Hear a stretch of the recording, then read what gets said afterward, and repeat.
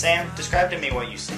Okay, so it's a pattern of sorts, and the white sections is guys on horses going to the left, and then the negative of that is the same guys on horses going to the right, but they're black instead. Oh, interesting. So it's not that they're black and white, it's just that they're negatives, because they're, like, the reins on the white things are black, and then on the white things are what? And the pattern sort of breaks at the top, because only one of the white horses has reins or a saddle or legs or anything. The rest of them are just sort of blobs. Let's see, anything else? Oh, the same thing happens in the bottom with the black ones. Only the middle horse has eyes and reins and stuff. The other horses are just blobs.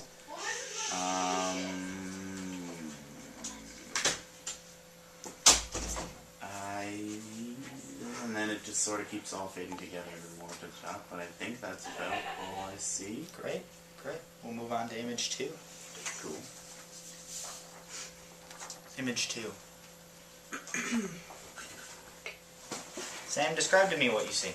Alright, so there is a square, like as a line, and then inside the square there is what I guess would be described as another square of length 5.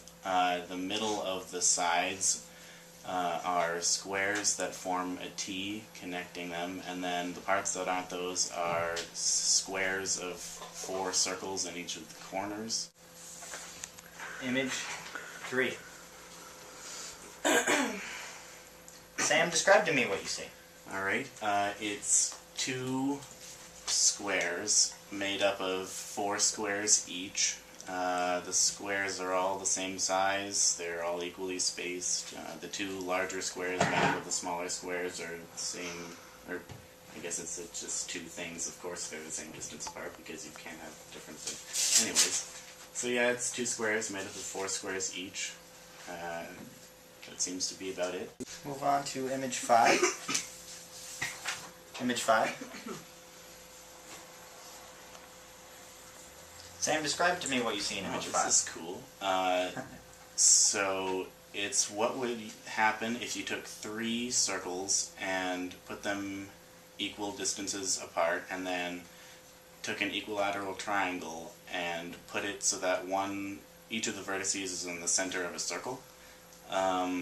So it makes 3 little Pac-Men of sorts, kind of facing into the middle, with this neat white triangle visible on top. Nice use of Pac-Man. Thanks. Right. We'll move on to image 6. Image 6.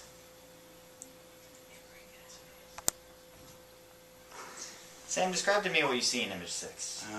It is kind of a squiggly X made up of, I don't know, string or sugar cane or something. Yeah, pretty much just a curvy X. Great. Alright. This one's cool. Image 8. Sam, describe to me what you see in image 8.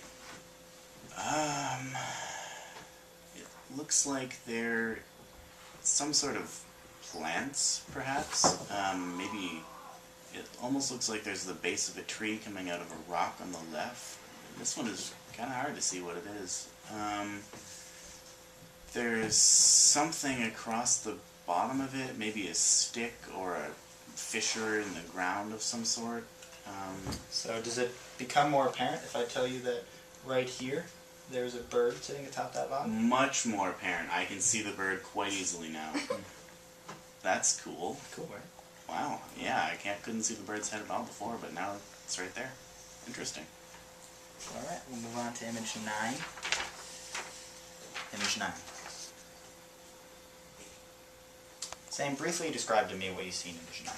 So, at the top of this pattern, it is black birds on white background, and then as it goes down, the birds get closer and closer together to form into the shape of white fish. At first it's just leaving a hole for the fish, but then gradually towards the bottom Details of the fish, like eyes and lines on the fins, have been added. And the fish gradually get darker to the point where at the bottom it is, I guess, gray fish on black. I guess they're geese, not ducks. And then it's surrounded by a frame of some sort of made up of lines. Right, and the last image, Sam, thank you very much. Image 10. Sam, describe to me what you see. Two squares overlapping each other to form a smaller square in the middle.